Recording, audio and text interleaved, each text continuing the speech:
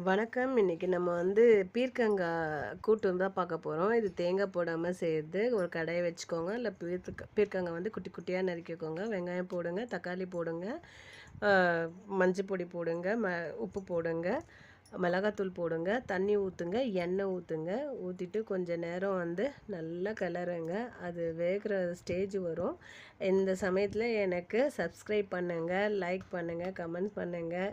ஏன்னா நீங்கள் சப்போர்ட் பண்ணால் தான் நான் மேலும் மேலும் வர முடியும். அதனால் மறக்காமல் எனக்கு சப்ஸ்கிரைப் பண்ணுங்கள்.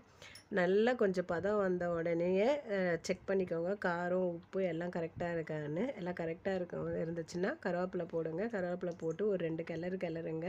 கிளறிட்டோடனே உங்களுக்கு கிரேவியாக இருந்தாலும் கொஞ்சம் வச்சுக்கோங்க. இல்லை கூட்டு மாதிரி வேணும்னாலும் பார்த்துக்கோங்க. இது இந்த பதம் கரெக்டு எனக்கு. அதனால் நான் இந்த பதத்தோடு நான் இப்போ இறக்கிடுவேன். பீர்க்கங்காய் கூட்டு ரெடி.